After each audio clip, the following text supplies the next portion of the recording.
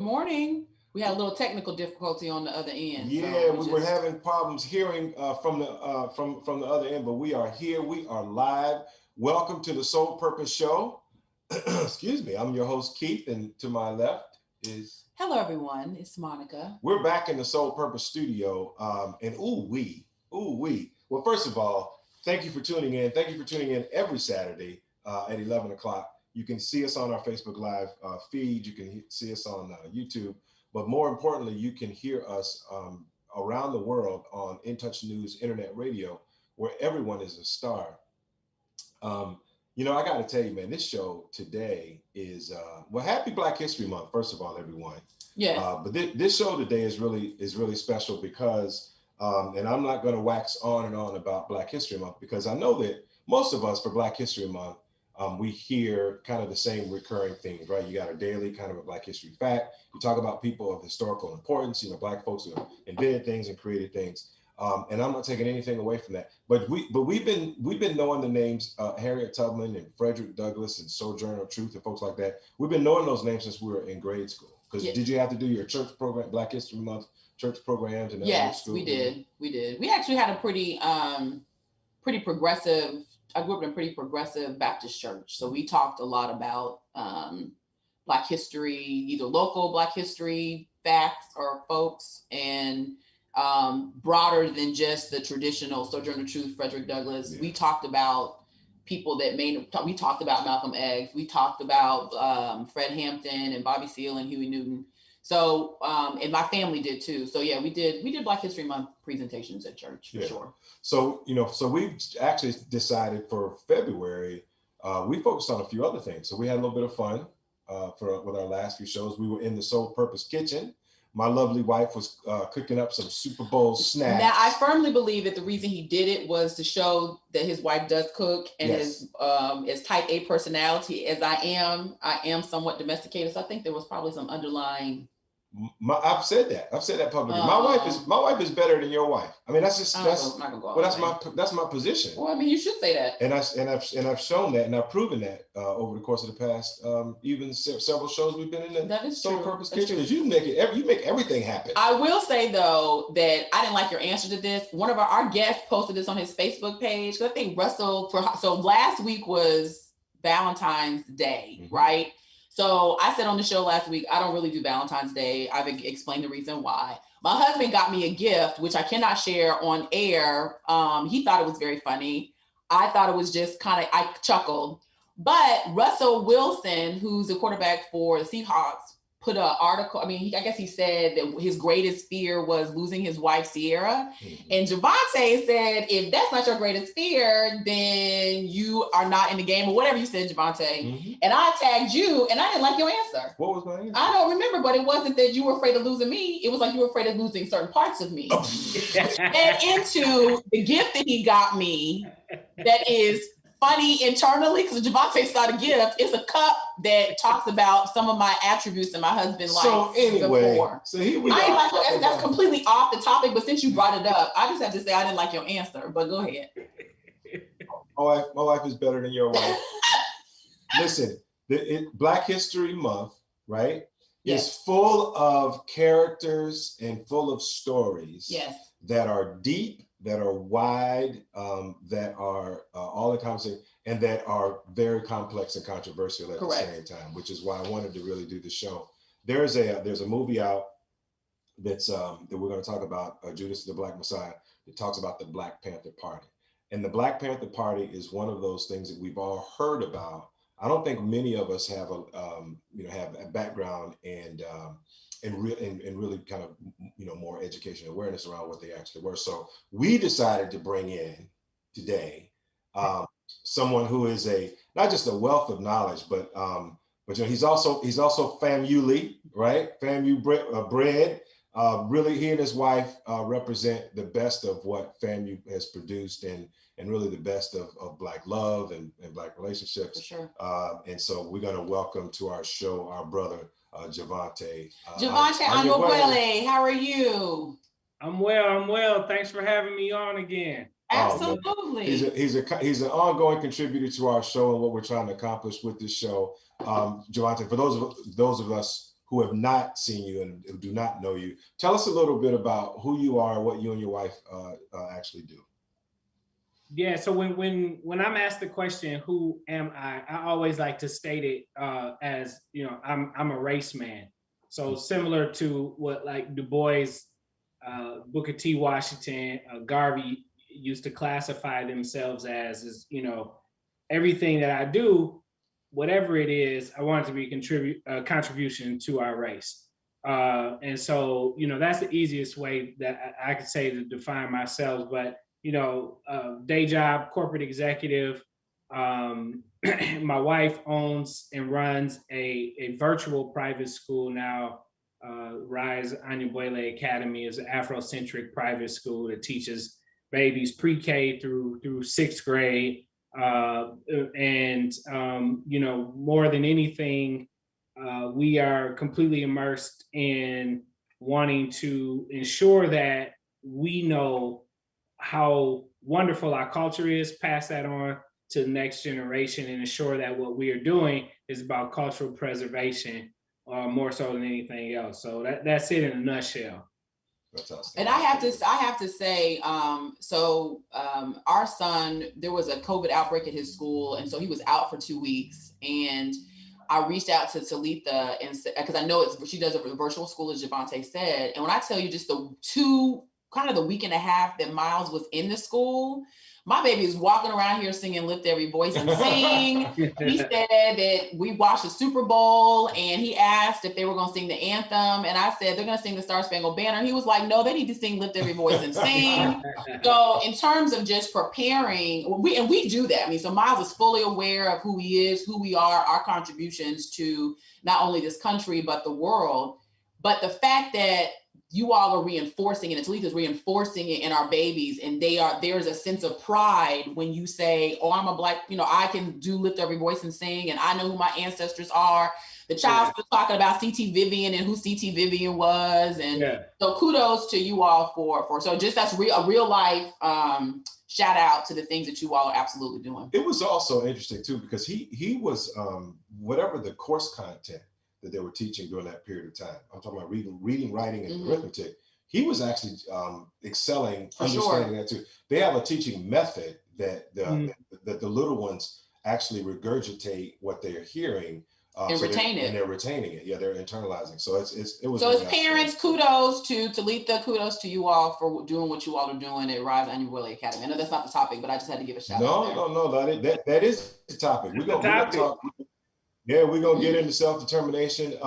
But Javonte, you really are kind of like an encyclopedia of all things culture. Tell us how did this start for you? Like, how did it happen for you that you become like this? You really kind of are go-to all things, music, education, politics when it comes to the culture. Like, how did this start for you? I grew up in it. I grew up in it, like completely immersed in all facets of it. Not only through the church, but in the church. I mean, my father was a member of Sounds of Blackness. So, that's my lens. I mean, my preschool was an Afrocentric preschool. My middle school was called Afrocentric Educational Academy. I grew up in it. But the love for it, I got it organically, and then also just the love for it. I mean, I love history of all kinds, all peoples across the world. So I retain a lot of information that I've heard just because it's that. But every aspect of what culture that there is. I mean, it was my born name. I tell people this all the time. As I sit with my extra large red Solo cup during Black History Month, my born name was Javonte Anwar Adams. It was Black to begin with, so I just made it even blacker when I changed my last name to Anyabwele, but I was gonna be blackety black. That's how I was born into this world, so. And for those of you who are not familiar, y'all young gents that have never heard Sounds of Blackness, go like Spotify Sounds of Blackness. I'm telling you, the music was that music was groundbreaking in of itself, because you're listening to it, oh, that's gospel music, but then you really listening to it. It was so uplifting. It was so empowering to just the messages behind that music. So even just growing up listening to that, obviously had to be very impactful.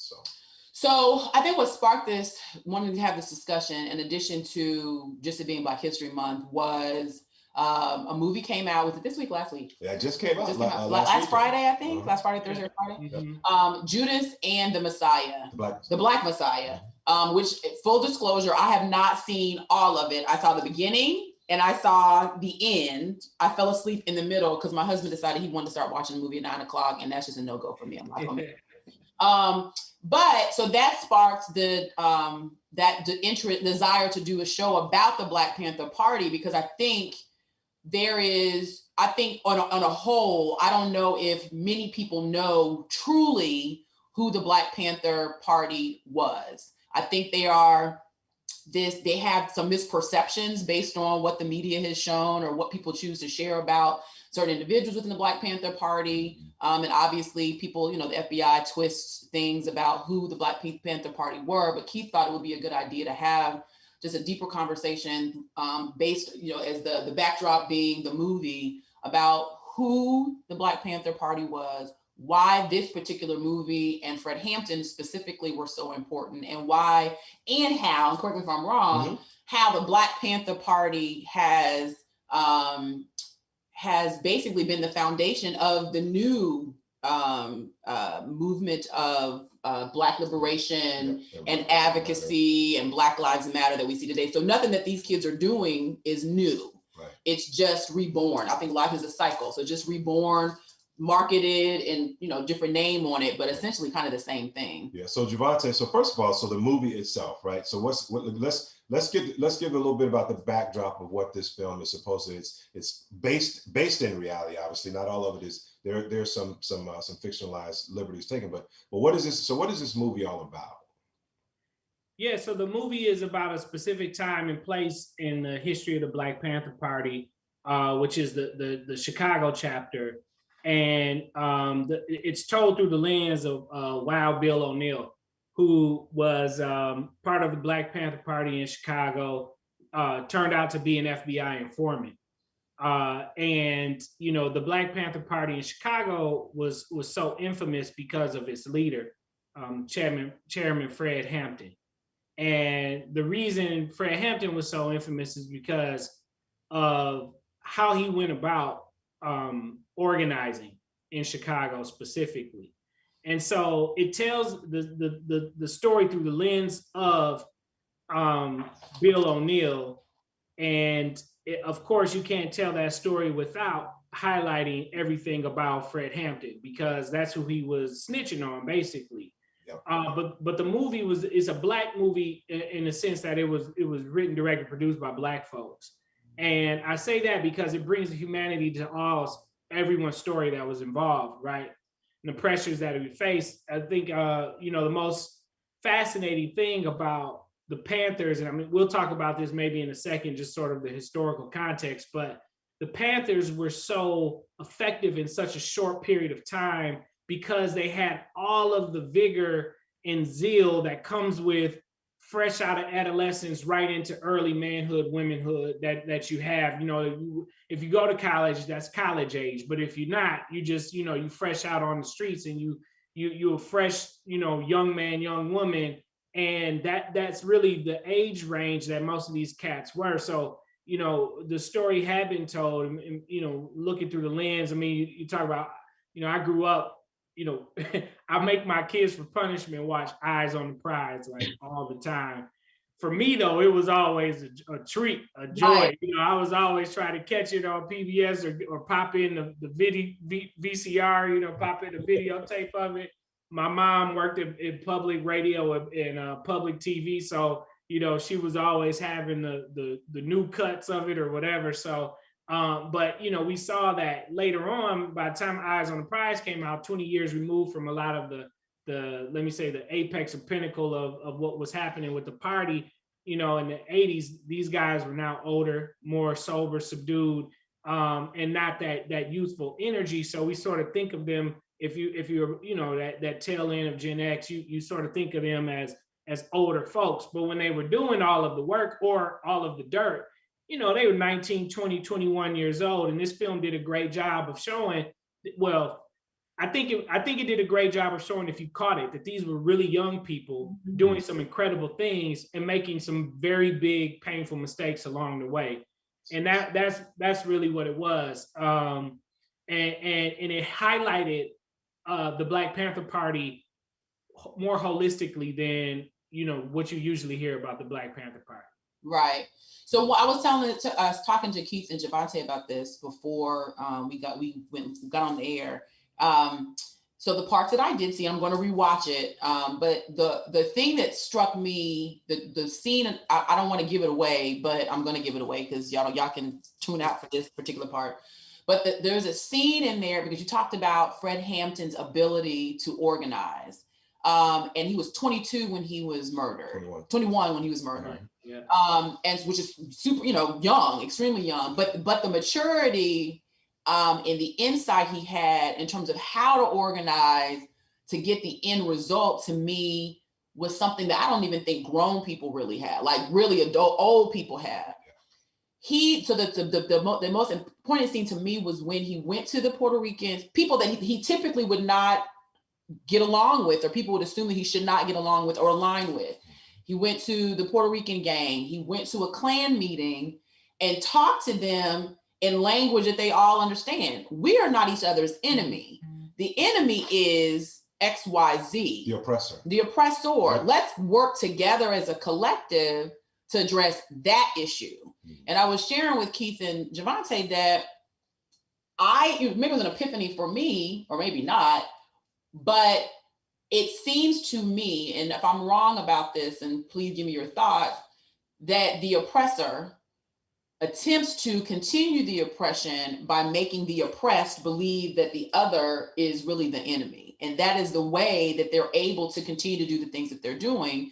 And anytime the oppressed people get together and figure out that really the oppressor is the issue and what they're trying to do, that's when the oppressor says, no, we're not going to do that. Who is the leader here? Let me go ahead and snuff them out. That's just my observation. Am I wrong about that? No, you're not wrong. I mean, historically, we've seen it play out over and over again. And we've seen it play out specifically in areas where I will, where the minority is really the minority, right? So we know that this country specifically is majority white. And we also know that in certain areas of the South, the majority of folks are Black. But in all of the northern, especially in the most urban cities, the minorities are really, really the minority. I mean, so you take a city like New York City, which has the most Black folks, of any city. 2 million Black folks live in New York City, and I mean, it's still like 25%, 30% Black. It's not a critical mass at all. You look at where the Panthers were started. California as a state has like 6% Black folks, 5% Black folks, And so when you talk about Black cities and Black areas, like Chicago, I think at its height was about 40% Black. Detroit is an exception because they talk about Detroit as turning white and it's still 75% Black. Right. At one point in time, Detroit, I grew up halfway in Detroit. If you saw a white person in the city limits of Detroit, it was like, what's happening? Something's going on, you could go days without, you feel like you were in Africa or something, Right. But most northern cities specifically, I'm highlighting that because we've seen this play out in different ways. We saw it play out, and you go as far back as David Walker in Boston, where he wrote, David Walker's Appeal. He specifically was talking about, what Black folks could do. He was an abolitionist. He was a freedman in the 1700s. He was mysteriously disappeared. They still don't know what happened to him. He just disappeared. Right. But he wrote this book called David Walker's Appeal, and it's to the colored citizens of the world. Like at one point in time, it was the longest book title in history. It still may be, but it's often just referred to as David Walker's Appeal. In there, he's talking mainly to Black folks, but he is also talking to poor folks about this system is also keeping you down. So you don't need to keep us down. And, he was disappeared. There were times like that throughout history. If you saw the movie Free State of Jones, right? So there was this, Southern white man who was against the war, didn't want to fight it. Everyone in the South, especially poor white folks, were not necessarily against slavery ending because they couldn't get work, right? So in fact, if you research a lot of what they call the red shirts, which was like the great value, I call them the great value version of the Ku Klux Klan.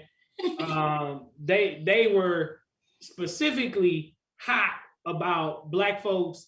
Now they're getting paid. So before they had a claim, well, I can be a blacksmith. You don't want to teach that slave how to be a blacksmith for all these other reasons, but when slavery ended, now these Black folks getting paid, and they getting paid for 25% of what the white folks, would make the poor white folks. And that was where the aggression started. In the northern places, you had the Irish, who were the poor working class. And if they were, in California, then they were pissed off at the Chinese. If they were in Boston or New York, they were pissed off at the Black folks or, the immigrants. And everywhere there were people around in these times who would say, look, if we just focus our energy not against each other, right, and we focus it on these other things, they usually ended up dead. Yeah. And so, how that was orchestrated, there's evidence and precedents, and then there's just like, oh, maybe it's ironic they just ended up dead. But there's definitely enough to say, yeah, that's usually what happens. Yeah, it was, and I'm glad you brought that scene up. And frankly, if you have not seen the movie, you gotta watch the film. I mean, it's different. It's not the first film to ever be made to try a major motion picture to try to capture the stories of the Black Panthers. But this was a little unique. It's a little different, and it's the first time you start to hear like Oscar and Golden Globe buzz because it was very, very well done.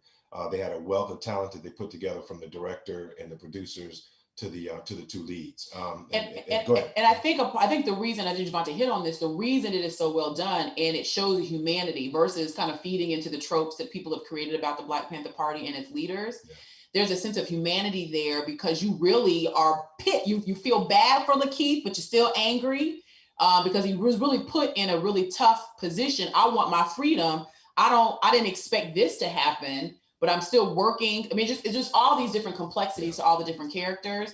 And then it showed the humanity of really what Fred Hampton was doing and what the purpose of the Black Panther was and what the ultimate goal was, which is to stop people being poor, stop police from beating up on people, poor people, Black people, whatever, stop the cops from doing it. Yeah. So anyway. Yeah, Lakeith, you mentioned Lakeith. Lakeith Stanfield plays the really kind of the lead character, which is Bill O'Neill. Wild Bill O'Neill was an FBI informant who had infiltrated the Black Panther Party.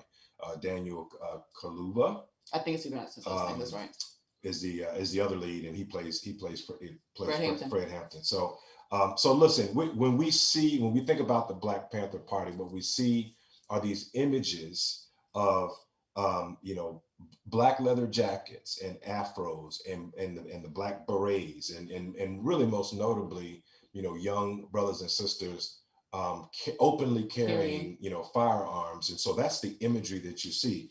So my question is, is that imagery, was that random? Was it just because those were the only pictures that were taken, or was that like an intentional thing on their part? So it was all of the above.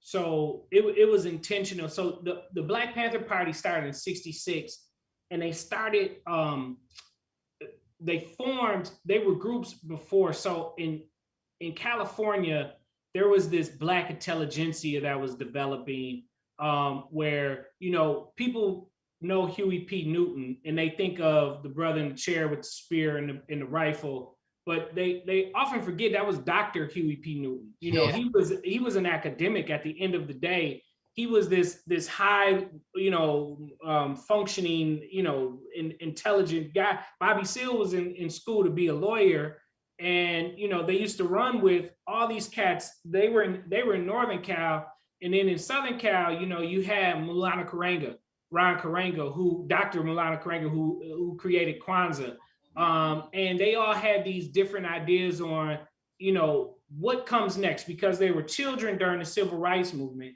And now that as they were moving into, adulthood, they were like, this activism can't stop because they snuffed out Malcolm. And a lot of his teachings, resonated in the urban areas more so than King, because the aggression was a different type of aggression. So you really had to focus Black folks and be concerted in keeping them in their place. And it was often done so with police, right? So what I mean by that is in the North, Black folks got to the North and out West because of the opportunities to work in jobs. But just like all these minority groups, just like they treat the immigrants now, Mexico, they just want you to do that. But as soon as you do that, we need you to go home. We don't need you sprawling out. We don't need you spreading out. And if you look at the context of it, what occurred, Field Secretary NAACP in 1923 termed 1920 Red Summer, because, and actually it was a period from 1917 to 1923 where over 2,000 Black folks were either killed by police or lynched by mobs. And a lot of this, this was not the lynching that was occurring in the South. This was happening in more of these urban northern and western cities, and it was happening. Usually, those conflicts, different than the ones in the South, which were tied to somebody trying to, there was a nucleus of empowerment there. Some white person was trying to steal a business from a Black person or something like that. What you had in these northern cities was simply, no, y'all don't move too far next to us. Y'all are not about to be our neighbors, so you're gonna die. So, and die horrible deaths to teach everybody to stay in your ghettos, and we're going to police your ghettos. And so that was the frame. But I said the field secretary, it was James Weldon Johnson, who was the field secretary, the author of Lift Every Voice is Seen. And one of the first Black lawyer to be admitted to the Florida bar. So just So what the Panthers were intentional about how they started with the guns as a show of force was actually before any incidents happened, and how they showed up on the scene was a year after Malcolm was killed. Betty Shabazz was out there speaking because she had to raise money to take care of 6 kids. Yeah. And so she was going to California to speak in the university circuit. And so the guys who were in Northern Cali she was being passed over from the guys who were in Southern Cali, which was Ron Karenga and the group called Us. And they were like, they were talking about, we need to, kill the pigs and all this stuff, but they didn't have no guns and really was just talking. And the brothers from Northern Cali was like, nah, forget that. We gonna have these guns, we showing up. And so they had a conflict. So they showed up to show, nah, we got you, Sister Betty. And they were photographed then by news, and word started to spread like, oh, I want to join this group. The group hadn't really formed yet. So what happened was a couple of years later, they had formed. There were several incidents of police brutality, and specifically Lil Bobby Hutton was killed. He was 18. Lil Bobby Hutton was 18 and was a member of the Black Panther Party, and he was killed by police. At that time, they talked about being armed and showing, but they weren't walking around, arming themselves. So at that point in time, it became a lot more personal, and they started walking around with the guns because they wanted their numbers to grow. And this is sort of how they, that was intentional. They also, because they were academics, they knew how to use press.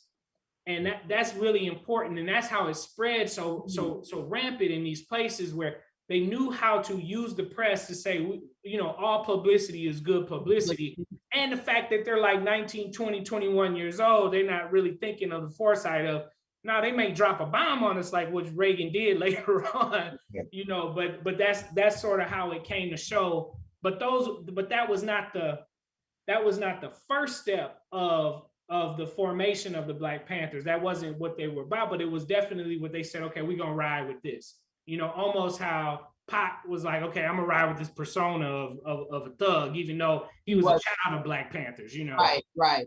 No, I wanted you touched on something. I want to get into some of the more kind of the positive things that we don't talk as much about that the Black Panthers were involved in. But you had hit on something that I want to explore a little bit more and a little bit deeper, and that is the relationship between the laws in California at that time, which was the open carry. It was illegal to carry weapons, to what happened shortly after that, because Reagan was actually elected governor, and started doing some things and gaining support for actually changing some of the laws in reaction to the Black Panther Party, to the Black Panther.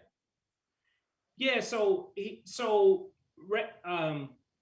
Reagan ain't never came up with a good idea day in his life.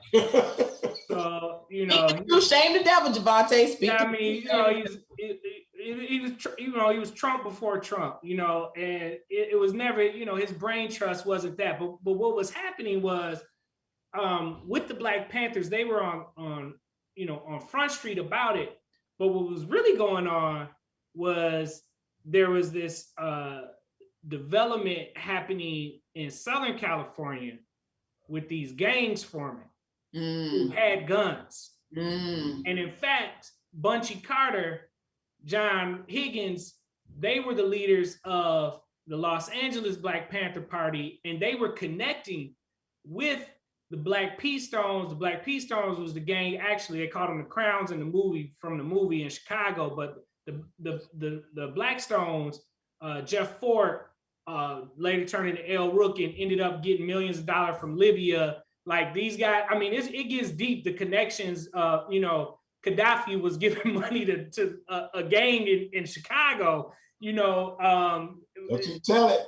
Yeah, so Jeff Fort, who started the Black P Stone Rangers in Chicago, they went out and started a gang in California that became the Bloods. So the Bloods originated from a gang in Chicago. Wow. But these gangs were carrying guns, and initially they were doing the work and the bidding of community policing. And so before any drugs, before anything, that now just similar to mafia and everything else, is like, you pay us and we gonna make sure you protect it. You know, the police would run up, you got a business, oh, who you think you is, you uppity nigger, and bust your head and bust your building up and all of these things.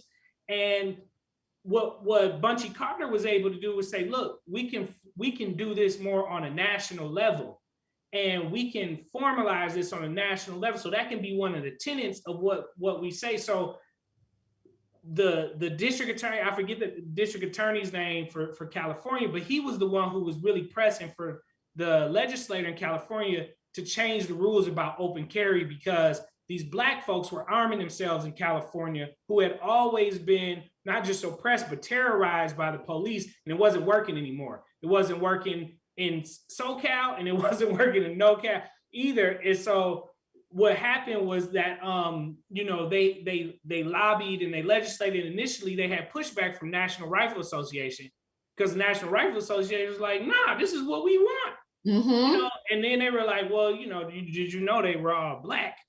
They were like, well, since the National Rifle Association doubled the KKK, they was like, well, that's something to think about. So maybe, okay, well, we're gonna lobby, let's put the gun control laws, because what we don't want is then you start to hear this talk about, we gotta defend the Second Amendment. So as long as it's a legal firearm, as long as you legally got it, as long as now you have to have a license required. And by the way, you can't have an open carry in a federal building, in a state building, and all of these rules that came into play. And that's how they ended up targeting the Panthers, because there were a lot of displays, especially after folks, because they killed the police. The COINTELPRO actually killed Bunchy Carter.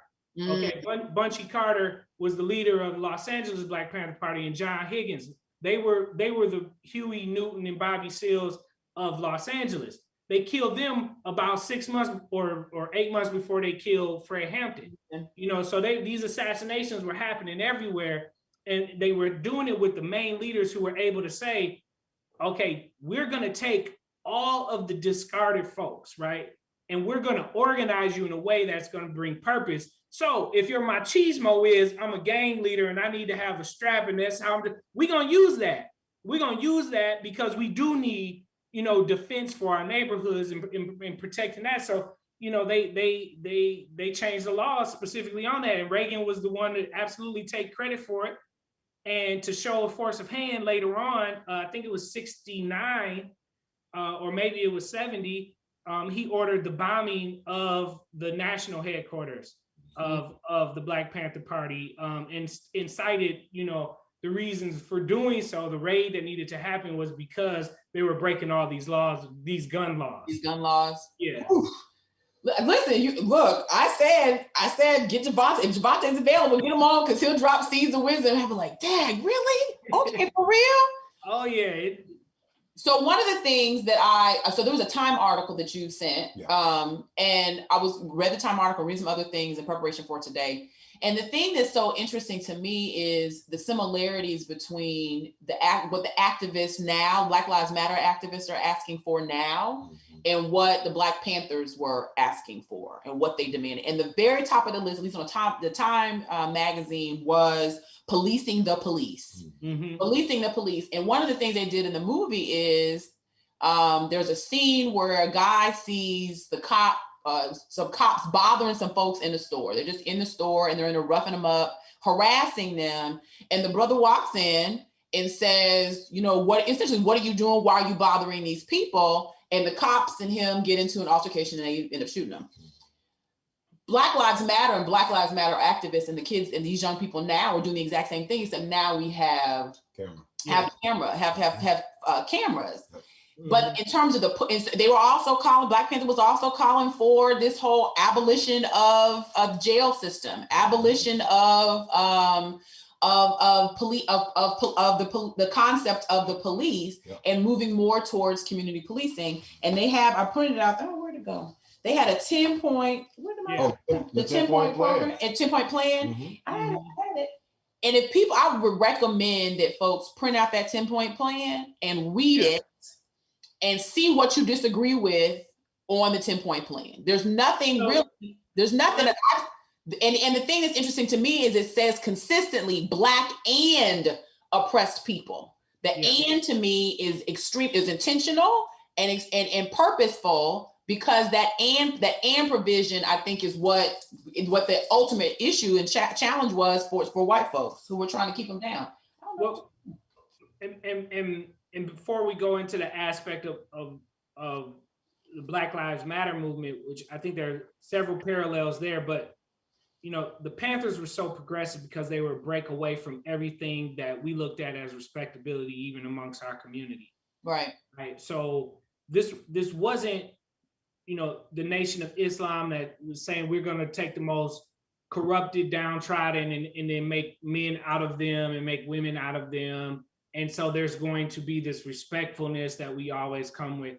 There wasn't the Black bourgeoisie that was specifically the Southern Church, and really it was the Black Baptist Church and the AME. That's true. Because the Kojics was off, you know, shouting. You know, so but they were it wasn't that group either. These were the kids who were they were in college, not at HBCUs. Right. And so the and it came out of Northern California, right, which is, you know, a hotspot for all things super left and liberal. So the Panthers weren't just about, you know, we need to self-defend. They were about women were equal, you know, to a certain extent. Let me say that there absolutely was all the misogyny and misogynoir that was going on. Elaine Brown talks about that a whole lot, but Elaine Brown was the literal leader of the Black Panther Party for like 3 years. This was a Black woman, you know. But you know, I don't think it's really well known that WIC was created under Nixon, Ford, and it was birthed out of the free breakfast program. So what they saw, you know, the free breakfast program was so successful because the Panthers was feeding black babies, but they were feeding they were feeding all folks who lived around there. A child could come get free bread, no questions asked, nothing. And the government was like, man, they're so loved. So you know, the fight, any fight it's on all sides with the government. They're gonna get you in the media. You know, my grandma used to say they're gonna get you coming and going, right? Yep. So they were like, well, we can't just take them out. Before we take them out, we're gonna have to replace some of the good that they're doing. So, you know, women, infant, and children was created based on a lot of what's in the 10-point plan by the Black Panther Party. So you talk about the good that they did, and not only did a group like Black Lives Matter, you know, remix, bite, copy the Black Panther Party, but so did the federal U.S. government. Yeah. You know? And so, you know, that was there. That was super progressive, like just ensuring that kids had something to eat before they went to school. Yeah. I have to, we got to dedicate a few minutes to talk about capitalism versus socialism, because I think you even heard it in the movie, and they were talking, and they made some allusions to, you know, it's the fact that the capitalist system is working to keep us down. Yeah. And so they kind of toyed with the whole concept of socialism in the movie. And what we know now today is we can talk about, you know, Black Panther, we can talk about self-determination, we can talk about weapons and guns and Second Amendment. You talk about the S word in today's contemporary political ideology, and it's the boogeyman. So give us some perspective on economic empowerment and specifically socialism with respect to the party. So it's funny because you know, I've lived in a lot of different places and traveled even more, and, you know, for work. So and let me start it this way. Everyone, well, not everyone, but there was known strife between Huey P. Newton and Bobby Seals. Mm-hmm. And everyone says like, oh, they wanted to lead it in a different way and all these different things. They were making appointments like Eldridge Cleaver, who I cannot stand, by the way, just want to put it out there. He's always been a sucker MC to me. He's like, you know, he's a punk, but, you know, whatever. He garnered them more popularity, but, you know, Huey was definitely close to Eldridge. Bobby Seals, like, something ain't right with him, and he was right, but that was not their biggest issue. Their biggest issue was Huey was saying socialism, and Bobby was saying, I don't care if it's socialism or capitalism, we need money. Yeah. However we get it.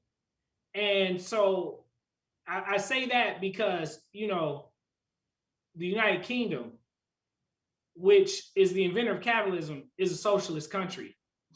I lived in the Netherlands, and it's a socialist country. Okay, I've traveled extensively in the Middle East. Every one of those countries are socialist countries.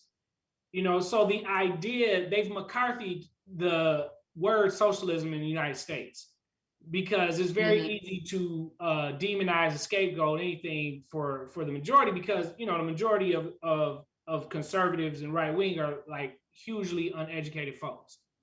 You know, and so you ain't, oh, if this is the dirty word, this is the bad word.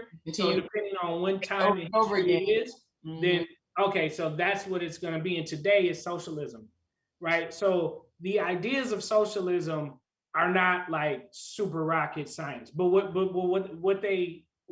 America views socialism as, it's the gateway drug to communism. Okay, that's what America views socialism as. That's why it's like, oh, you want to be a socialist, but our neighbors are socialists. Like, you know, the countries with, when I say our neighbors, our near neighbor to the north, Canada is a socialist country, right? So the concept of, you know, even in the Middle East, like Saudi Arabia, the United Arab Emirates, if a woman gets pregnant, okay, no matter what, she is going to get an allowance for the government to take care of that child. The United Arab Emirates got this idea not from Saudi Arabia, who does the same thing, not from all these other, they got it from Sweden, because Sweden does the same thing, right? So, you know, this idea of a universal basic income to like care for the child. Why? Because all the studies have been shown, like, if you don't care for them now, they're gonna cost you more later. Correct. So you just give these people like this little bit of money a month, and they can take care of their kids, and so they don't end up like being a degenerate in our society. America doesn't like to connect the dots that way, right? Because they're holding up this whole propaganda about we got to make sure we don't become communists, right? So socialism today, I don't really know if we even, and when it's thrown around, when I hear folks talk about it, they talk about like, oh, capitalism won't exist. Like, nah, that ain't what it is. It's just really, you're just going to these specific taxes instead of 54% of your discretionary budget going to the military, it's going to go to more programs. That's really what's. I just walk in and I just came to support people. you came to support. You just walked in on the camera. Everybody saw you. What are you talking about? Oh, see, that's why I was laughing so hard at y'all earlier, because this is the same thing over here. So listen,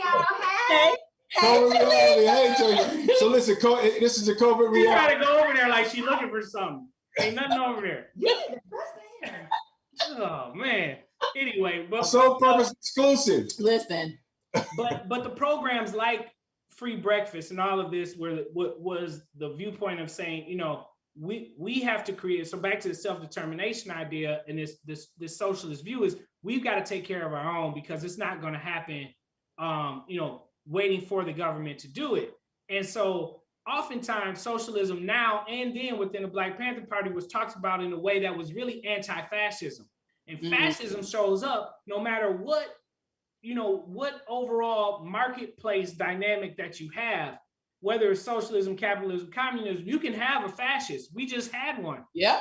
You know, so in a capitalistic environment, he wasn't the first. Yeah. You know, so that can't exist. And so, you know, people, when you talk socialism, and when Huey was talking about socialism, he was really talking about we've got to provide, we've got to commune, we've got to provide for these communities. And so policing it, feeding the kids, all of these things were, from his viewpoint, were socialist ideas that weren't being done because, you know, we were the underbelly, and really still are, especially in these more urban and northern places where the Panther Party had a foothold. We're the underbelly of all of these things. And if you read, that's why I'm encouraging people to read this 10-point program, because what Javonte, they're talking about healthcare, they're talking about education, they're talking about feeding kids, they're talking about building community, ensuring that folks aren't living in poverty, they're ensuring that people have a real livable wage. Like, people should not work every day 40 hours a week and still can't pay their bills and still can't eat. So that's what I mean. Go ahead. When I lived in the Netherlands, they everything was closed on Sundays. The whole country closed on Sundays. And when I say everything, I mean your groceries. If you didn't have your groceries, you weren't getting them on Sunday. Like, everything was closed. This was government mandated. All of the stores closed during the weekday at like 5 or 6 o'clock. So even the stores you go to in the towns, you could not be like, oh, I'm gonna just go run, I'll get some at 8 o'clock. It's not open. And then one day a week, now it depended on the municipality that you lived in, but one day a week, they would have the store stay open till like 9 p.m. So in the town that I lived in, it was Thursdays. So Thursdays, the stores would stay open at 9 p.m. if you need to get something during the week. But the stores had like regular hours. Why? Because as a socialist country, they said it's important for people to spend time with their families. You're going to have less sick people. Parents can catch diseases quicker in their children if they see them more. We don't need you working that much. Anything that's not happening, we will supplement. Okay, so that's a socialist country. But nobody thinks about KLM Airlines or Shell, the Dutch oil company, as a socialist country, right? You know, and, you know, they were one of the biggest, I mean, we won't go that far back, but they were one of the biggest purveyors of the actual slave trade, moving folks. They created the banking system. I mean, you know, New York used to be called New Amsterdam. Wall Street was actually from a man from, you know, the Netherlands, all that stuff, which is, again, capitalistic ideas, but it's a socialist country and always has been, you know. But to me, it makes sense. It makes sense if you take care and allow people to take care of themselves, you end up with folks healthier, you end up with less crime, because all these countries you're talking about, if you look at in terms of the crime rates in those countries, they pale in comparison to what's going on here. So people are robbing people and doing the things that they're doing because they're hungry. Some of it is really out of desperation, not because I really just want to go stick up the bank or hold up the bank or stick up this person or take this lady purse. I'm hungry. I need to feed my children. I need to do something to, it's kind of self-preservation. So, I mean, I've read it before, but hadn't read it in detail. I mean, I had heard about the 10-point program, but hadn't read it in detail, but I printed it this morning and was reading it. I was like, this is all the stuff that people are saying all the time, that it's not new. It's very logical. It makes sense. And reparations is on here too. Oh, absolutely. So here's the thing, and taking it back to Black Lives Matter. When Black Lives Matter started, one of the biggest knocks on Black Lives Matter was, well, what do they want? Right. And these women, being Black women, were being Black women like, we ain't talking to y'all because we done already told you what we wanted. We done already said what we wanted for 50 years.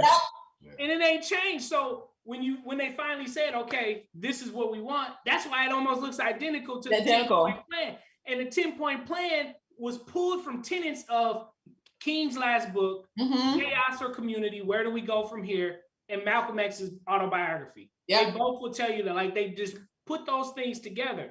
And so in Chaos and Community, Where Do We Go From Here, King is specifically and consistently talking about the three evils of society, which is racism, militarism, and what's the other one? I forget. It was like I forget off the top of my head right now, but it was something that had to do with economics, right? So and so I think he may have said capitalism. Yeah, racism. He said racism, militarism, and capitalism in the context of poverty. And so those things were feeders for, okay, what do we want out of these 10-point plans? And so King was calling for reparations. That's why you see it in the 10-point plan. Yeah. Okay. Malcolm was saying we want human rights, and if you don't give them to us, we are shooting back. Yeah. That's why you see that in the 10-point plan. Healthcare, all of these things that we've been talking about. That's why Black Lives Matter. For whatever it's worth. That's why, like, we ain't saying nothing new. This is nothing. Doing the same thing. So. Yeah. I think it's a good tie-in to, and I use the term anti-racism now very deliberately because we have been in the diversity and inclusion space for many years. Pause. Diversity inclusion is a nothing burger. I need people to stop using it because they don't really mean anything when they say it. And I'm on the inclusion committee. So, it's something, but they're not doing it. It's for white women. It's for white women to feel good about themselves and say whatever. Continuation of the 19th. Correct. Correct. Sorry. Diversity and inclusion has been around for many years.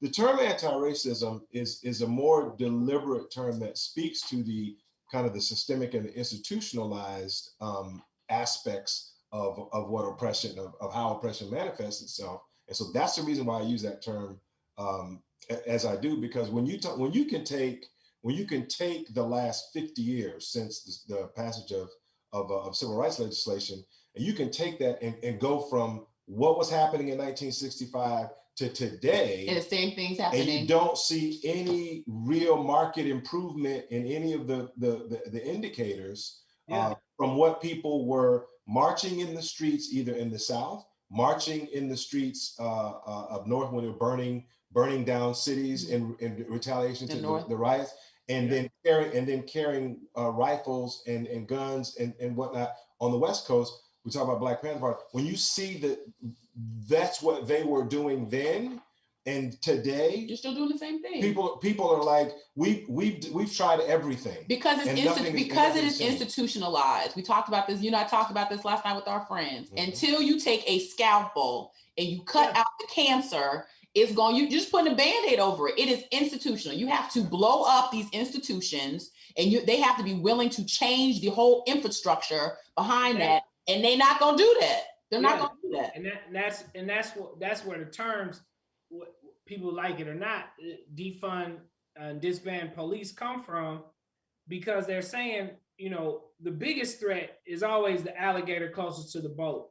Correct. And for poor folks that live in wherever they live, the overseer is still there. KRS once said the sound of the police, sound of the beast, officer, overseer, right. So it's but what he was saying was simply that, okay, you're still there to make my life hell. Mm-hmm. I can't do anything. I can't walk down the street. I can't sit out in front of my car. Whatever I was doing, I can't do those things without, the nature of this threat. And so why are you even there? You don't live there, right? And so that's where this whole thing of policing the police came from, was like, you could have community policing. There are folks that, in fact, there's not even it's a foreign concept in inner cities, but in suburbs, it's community policing all day. For sure. It'd be the neighbor, you see him at the grocery store, and then your neighbor, oh, that's the policeman. Oh, hey, I know that kid. He ain't gonna be, all of these things. But the framework of it, it has to be completely redone. And that's why folks are saying we got to disband the police, because you do need other resources there. And, I saw something like Chicago got all of this COVID relief from the federal government. 60% of it went to the police force for whatever reasons. But I guarantee you that's going to turn into surplus of weapons. Yep. Those weapons are going to use to kill more Black folks. Right. And if you talk to cops will tell you, like, if they're honest, if you have a sit-down conversation with cops who are willing to be honest, they will tell you that their role is not to go handle a mental health crisis. No. They would prefer that those funds, use them for really helping people, because 90% of the calls, this is a conversation I had, 90% of the calls that come into a police dispatch are for mental health issues. It's not crime. It's not violent crime or domestic abuse stuff, but it's not violent crime, which cops are there to assist and help eliminate. It's mental health or domestic violence issues that somebody else can handle. I mean, I'd be remiss if I didn't mention, from Minneapolis was Ferguson of 2020 and so on and so forth. Very, very good friend of mine, grew up together. He's been featured in New York Times, Real Sports. He's the coach of the neighborhood high school we went to, the team we played on, head coach of the football team. He was a police officer. He's no longer a police officer.